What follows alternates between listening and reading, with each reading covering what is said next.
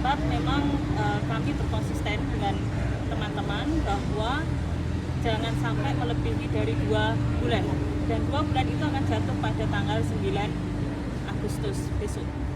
Nah, sehingga kami memastikan satu, proses hari ini itu betul-betul terawasi dari tuntas, dari mulai penggalian, kemudian ada dokter dari observer juga dari pihak keluarga, kemudian juga proses yang nanti kami menunggu hasil. Kemudian yang ketiga, karena ini berkaitan dengan anak, maka tentu saja kami berharap hasil dari ekshumasi, kami sampaikan, ekshumasi untuk kasus anak ini adalah pertama kali di Indonesia. KPAI belum pernah menangani ekshumasi kedua.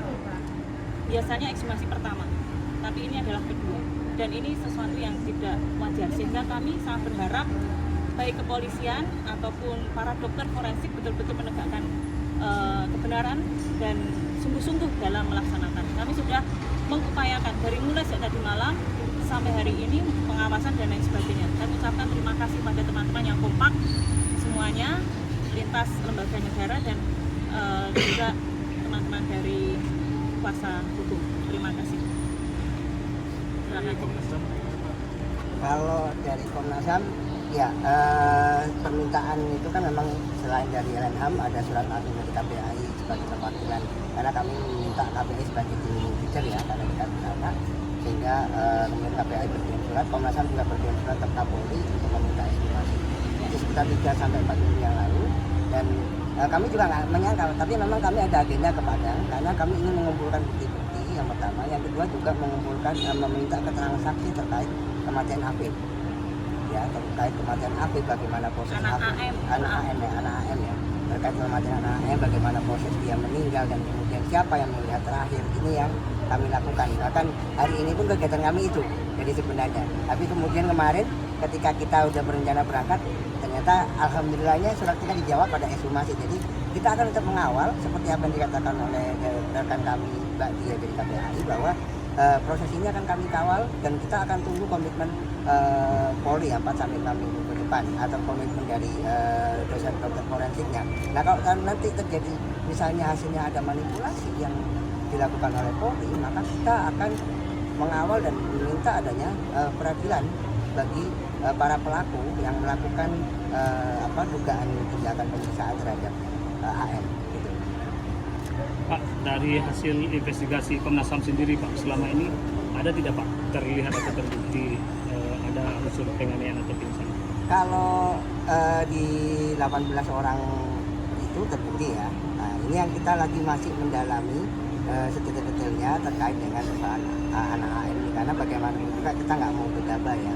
Tapi di 18 orang yang menjadi korban itu ada bukti-bukti penyiksaan. Bahkan tadi siang kami berangkat juga ketemu dengan beberapa korban itu, sampai ada yang suruh hukuman sama jenis kayak begitu oleh polisi yang menyamar. Nah, ini yang temuan-temuan ini yang akan kami kumpulkan dan akan kita jadikan laporan hasil penyidikan dari Komnas HAM.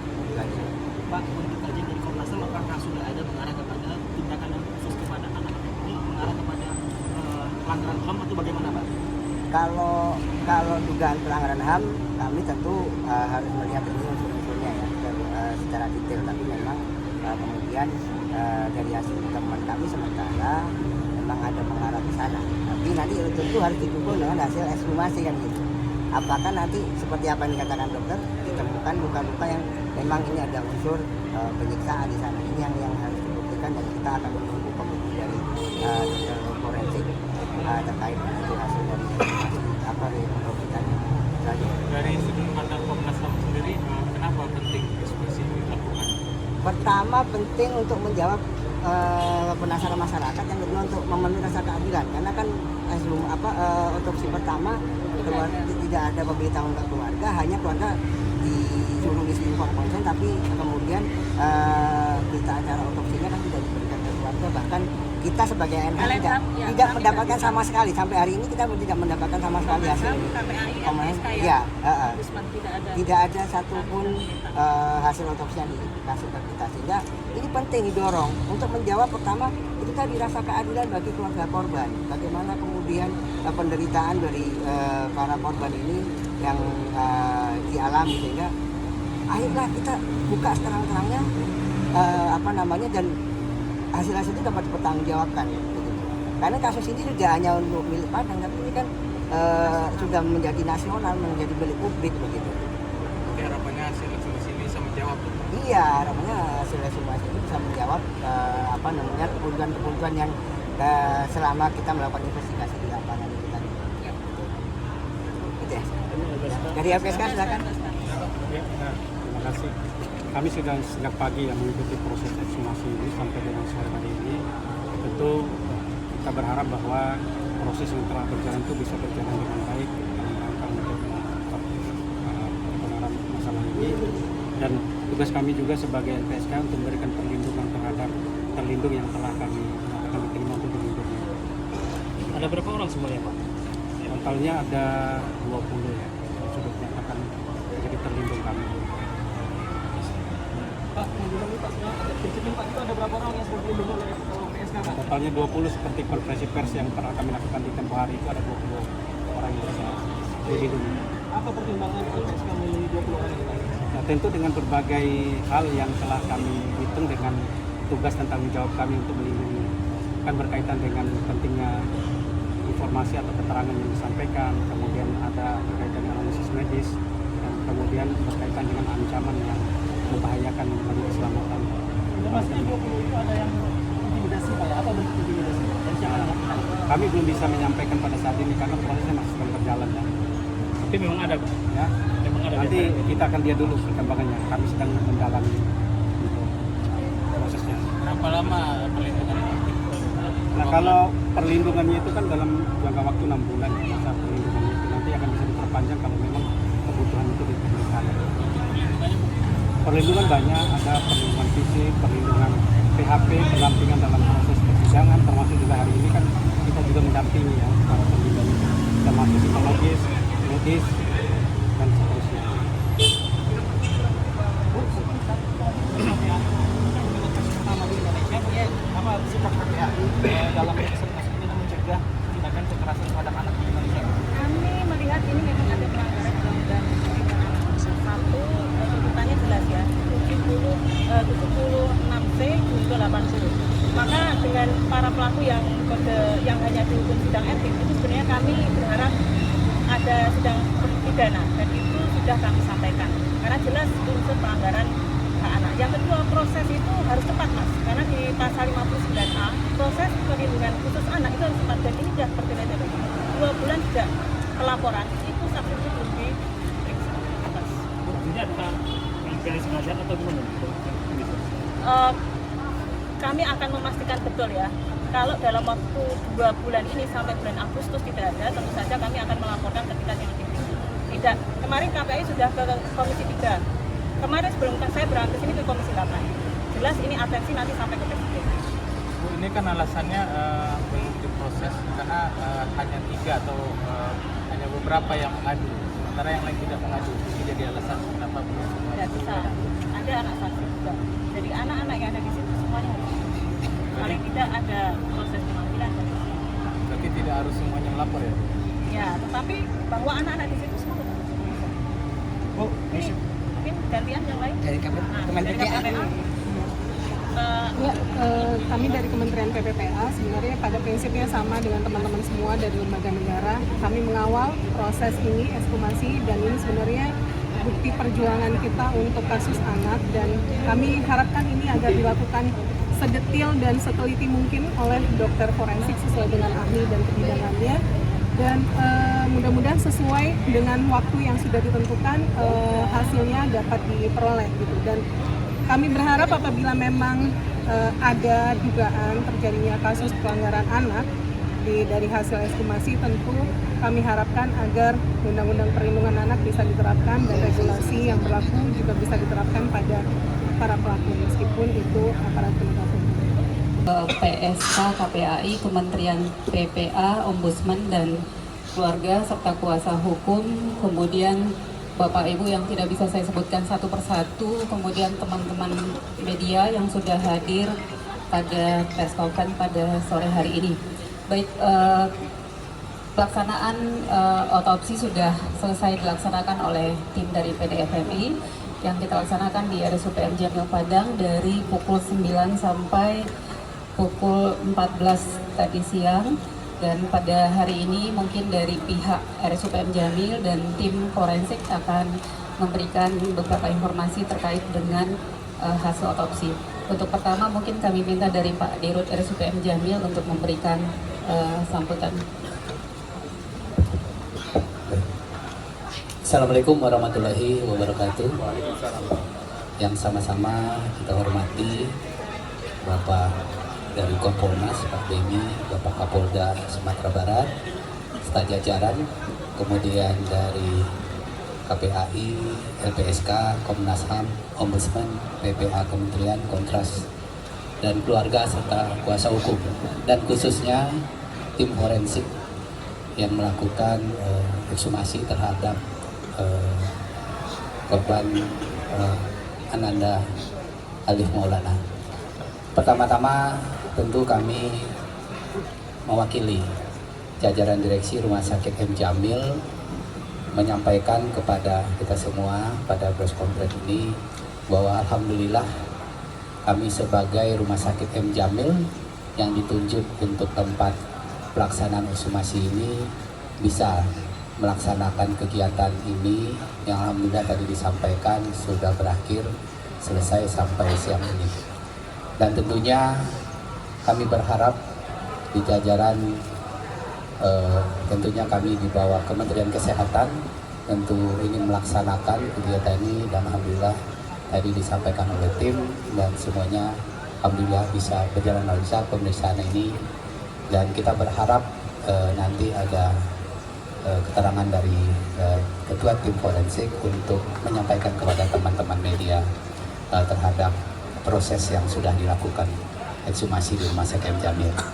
Terakhir, tentu kami minta maaf kalau ada kekurangan di dalam penyelenggaraan ini, dan mudah-mudahan ini akan menjadi suatu kegiatan yang bagi kami sangat penting untuk bisa kami evaluasi nantinya dalam pelaksanaan kegiatan-kegiatan selanjutnya. Insya Allah ini menjadi support kita semua untuk kegiatan ini. Mungkin itu yang dapat kami sampaikan, dan seterusnya kami serahkan kepada Ketua Tim Forensik, kepada Dr. Ade. Silakan. Baik, Assalamualaikum warahmatullahi wabarakatuh. Selamat sore, salam sejahtera untuk kita semua. Pertama-tama marilah kita panjatkan puji syukur kehadirat Allah Subhanahu wa taala, Tuhan yang Maha Kuasa, yang atas berkat rahmat dan karunia-Nya lah kita semua bisa hadir di sini, yang insya Allah melaksanakan itikat dan itikat baik kita semua, upaya terbaik kita semua untuk menuntaskan investigasi kematian almarhum Ananda Afif Maulana. Di sini kami ingin mengucapkan terima kasih kepada jajaran Polda Sumatera Barat, Bapak Kapolda, Bapak Kapolresta, Ibu Kabidokes yang sudah mensupport untuk pelaksanaan ekshumasi. Kedua juga Bapak dari Kompolnas yang langsung dihadiri oleh Bapak Beni Mamoto. Kemudian dari RSUPM Jamil yang sudah memfasilitasi sarana prasarana, karena memang banyak pertanyaan kenapa kok tidak dilaksanakan di makam gitu ya. Karena sebetulnya best practice untuk tindakan ekshumasi itu memang dilakukan di instalasi forensik. Kita evakuasi jenazah, kita membawa ke instalasi forensik, dan kemudian kita lakukan pemeriksaan. Namun ada satu dan lain hal di mana biasanya juga kita bisa lakukan di TPU ketika jarak dan lain sebagainya, itu tentunya tidak memungkinkan. Saya juga ucapkan terima kasih bahwa pelaksanaan pada otopsi ini dan tentunya pada proses-proses selanjutnya itu selalu diawasi dan dimonitor oleh teman-teman dari lembaga-lembaga negara seperti dari Komnas HAM, dari LPSK, dari KPAI, Kementerian PPPA, Ombudsman, dan tentunya dari keluarga dari almarhum Afif Maulana dan dari kuasa hukumnya. Di sini kami memang mendapatkan tugas untuk laksanakan ekshumasi otopsi ulang sesuai dengan permintaan dari penyidik Polresta Kota Padang, yang tentu selanjutnya dibuatkan surat tugas kepada kami, tim yang berjumlah 12 orang, yaitu yang kesemuanya adalah dokter spesialis forensik, yang pada hari ini hadir di Padang adalah 5 orang, yaitu saya sebagai ketua tim, kemudian ada Dr. Rika Susanti sebelah saya dari RSUPM Jamil, kemudian juga ada dokter, saya perkenalkan sini, Dr. Sigit Kirana Lintang Bima dari Universitas Diponegoro, kemudian sana ada Dr. Andrian Syah Lubis dari Universitas Sumatera Utara, dan ada Dr. Betty Adayati dari Universitas Untirta, Banten, yang juga mensupport kami nanti dalam pembuatan analisis dan penyelesaian kasus ini, yaitu kita ada dari Universitas Airlangga, lalu ada dari Universitas Pajajaran, dari Universitas Gajah Mada, ya, dan Universitas ada 3 pengarah guru besar, yaitu Prof. Dedi Avandi dari Universitas Riau, Prof. Agus Purwadianto dari Universitas Indonesia, dan Profesor Ahmad Yudianto dari UNER.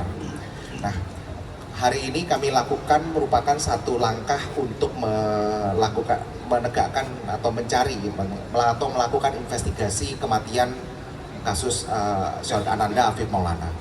Kenapa saya katakan sebuah langkah pertama? Karena pada jenazah ini yang sudah dikuburkan kurang lebih 2 bulan, tentunya hal-hal yang kami temukan pada otopsi ulang ini harus kami tindak lanjuti dengan beberapa hal. Yang pertama, esok hari kami harus melakukan pemeriksaan di lokasi tempat penemuan jenazah untuk kita melihat dan mengukur dan menganalisa kondisi di lapangan pada saat ditemukan. Hal ini kami butuhkan untuk kami bisa menganalisa efek ataupun biomekanika yang terjadi pada tubuh jenazah, sehingga kita bisa analisis menjadi lebih tepat.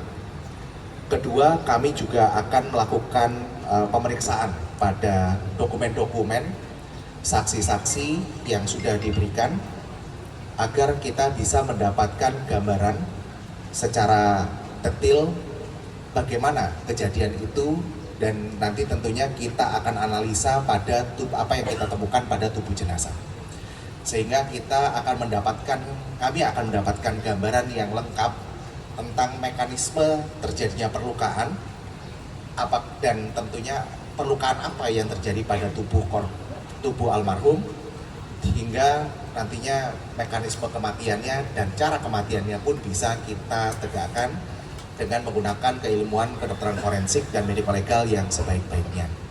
Jadi proses ini tidak hanya berakhir di otopsi ulang pada hari ini, namun juga akan kita lanjutkan dengan pemeriksaan-pemeriksaan tadi, dan tentunya juga pemeriksaan-pemeriksaan penunjang untuk menegakkan hal-hal yang kita dapatkan dari tubuh jenazah.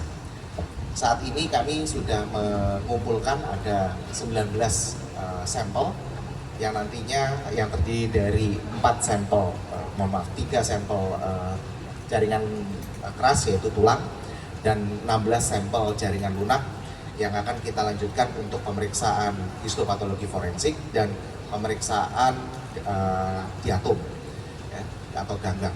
Ini tentunya membutuhkan waktu karena sampel-sampel itu harus kita proses dengan baik, dan sampel-sampel ini juga kita dapatkan dari tubuh jenazah yang sudah mengalami pembusukan. Jadi mohon kepada teman-teman dan dalam hal ini kepada seluruh masyarakat, di sini kehadiran tim dari Perhimpunan Dokter Forensik dan Mediko Legal Indonesia serta seluruh tim yang di sini menunjukkan komitmen kita bersama untuk menuntaskan kasus ini, menginvestigasi kasus kematian Afif Maulana ini agar menjadi terang benderang. Begitu yang bisa saya sampaikan. Terima kasih. Kurang lebihnya, wassalamualaikum warahmatullahi wabarakatuh. Mungkin dari teman-teman media ada yang mau bertanya. Silakan Bapak. Terima kasih dok. Saya Joel dari Harian Kompas. Hendak menanya beberapa hal. Yang pertama, tadi ada beberapa sampel yang diambil. Selanjutnya sampel dibawa kemana untuk diperiksa di mana? Kemudian kenapa tidak dilakukan di sini untuk pemeriksaan sampel? Kemudian hasil temuan sementara apa gitu? Apakah ada hasil temuan sementara atau kesimpulan awal gitu?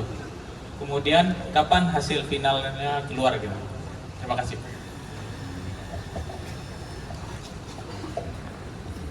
Baik, terima kasih. Jadi sampel ini untuk pemeriksaan histopatologi forensik kami akan kirimkan untuk diproses menjadi slide pemeriksaan di laboratorium patologi anatomik FKUI RSCM. Dan untuk pemeriksaan diatom kita akan ada 2 tempat yang kami pikirkan untuk kami kirimkan sampelnya, yaitu yang pertama adalah Puslapfor Mabes Polri, kedua adalah Laboratorium Forensik Universitas Airlangga. Kenapa kami pilih di kedua tempat, 3 tempat tersebut? Karena itu adalah tempat-tempat yang kami yakini mampu menangani sampel-sampel demikian sehingga akhirnya akan bisa memberikan hasil yang valid. Kedua, tentang temuan awal ya, dan temuan awal ini kami ingin sampaikan bahwa pada jenazah yang sudah membusuk lanjut seperti ini, kami tidak ingin pertama kali adalah mengeluarkan statement yang terlalu cepat. Tujuan dari otopsi ini pastinya, seperti yang ditunggu oleh semua masyarakat, adalah menentukan sebab kematian dan mekanisme kematian. Nah, pada tubuh jenazah yang sudah membusuk lanjut seperti ini, tentunya kami tidak bisa segera menetapkan. Karena apa yang kami temukan sudah berbeda. Karena apa? Tubuh jenazah ini juga sudah mengalami otopsi yang pertama, yang tentunya kalau di otopsi yang pertama akan pasti sudah mungkin bisa langsung menunjukkan sebab kematiannya dan mekanisme kematiannya. Namun pada kondisi ini kami ingin lebih berhati-hati dan kami ingin tidak hanya cepat. Kami tentunya ingin seperti keinginan semua masyarakat adalah cepat, namun utamanya buat kami adalah kami ingin mencapai hasil yang tepat dan mampu kami pertanggungjawabkan secara keilmuan, kedokteran forensik dan mediko legal. Karena apa? Karena tentunya ini pertanggungjawaban kami tidak hanya kepada masyarakat Indonesia seluruhnya, namun juga kepada Tuhan Yang Maha Kuasa. Lalu untuk hasil, setelah sampel-sampel ini nanti kita akan proses seperti pengalaman kami sebelumnya untuk pemeriksaan sampel postmortem di Laboratorium Patologi Anatomik FKUI RSCM itu memang biasanya akan berkisar waktu 2 hingga 4 minggu. Namun kami menyadari ada kemungkinan di mana di situ akan agak lebih lama karena pada kesempatan ini kami akan mengirimkan sampel yang berbentuk jaringan keras yang akan pasti membutuhkan waktu lebih lama. Kedua juga di laboratorium yang baik mungkin di Puslapfor ataupun laboratorium forensik UNER itu juga sampelnya adalah sampel jaringan tulang yang pasti akan membutuhkan waktu yang cukup lama untuk menyelesaikannya. Jadi kalau dikatakan kapan kita akan bisa menyelesaikan hasilnya, tentunya perhitungan terbaik kami adalah setidaknya 4 atau 5 minggu ke depan setelah hasil-hasil ini bisa kami peroleh. Begitu Pak. Baik. Assalamualaikum warahmatullahi wabarakatuh. Dok, saya mau menanyakan terkait seberapa besar sih peluangnya perbedaan antara hasil forensik, hasil otopsi pertama dengan otopsi yang saat ini dilakukan, Dok? Ini tadi. Ya, baik. Terima kasih, Pak. Jadi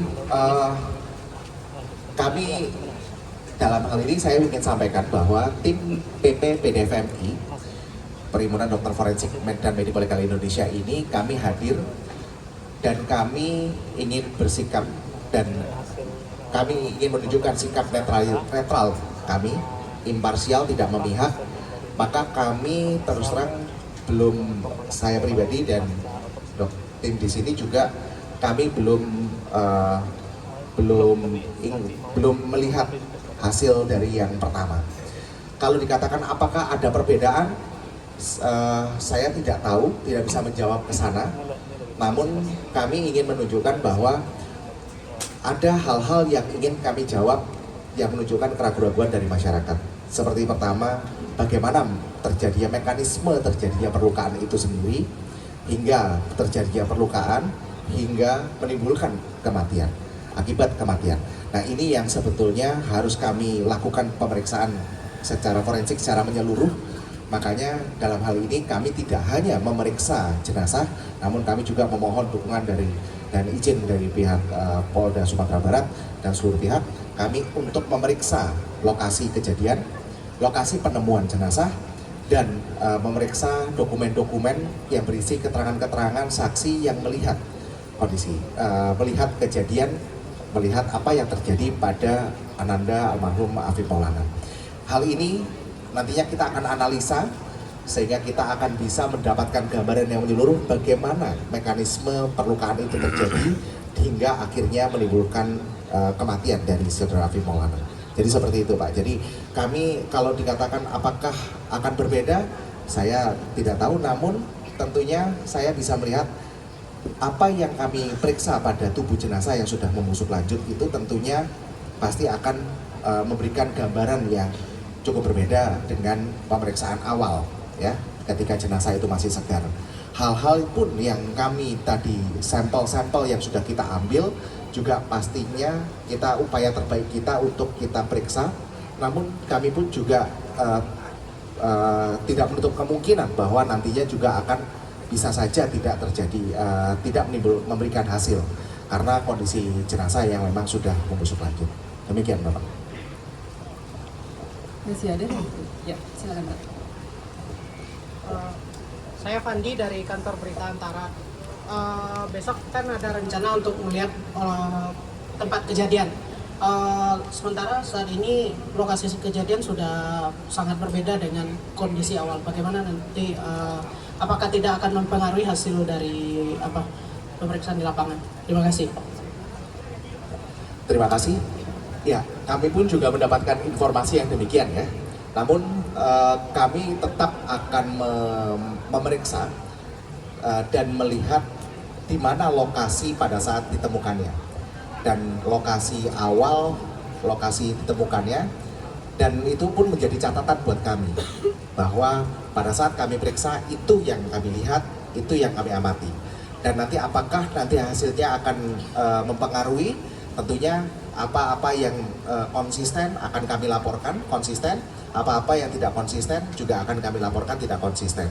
Kenapa kami tetap membutuhkan pemeriksaan sekalipun sudah mengalami perubahan? Karena mau nggak mau itu kami perlukan untuk kami bisa melakukan analisis. Kalau tidak maka kami tidak akan bisa menerangkan bagaimana mekanisme perlukaan itu terjadi pada tubuh almarhum. Demikian Pak. Jadi akan tetap kami lakukan sebagai upaya terbaik dari kami. Terima kasih. Baik, Bapak Ibu, mungkin demikian kegiatan perkongres kita pada sore hari ini. Terima kasih atas kehadiran kita semua. Wabillahi taufiq wal hidayah. Assalamualaikum warahmatullahi wabarakatuh.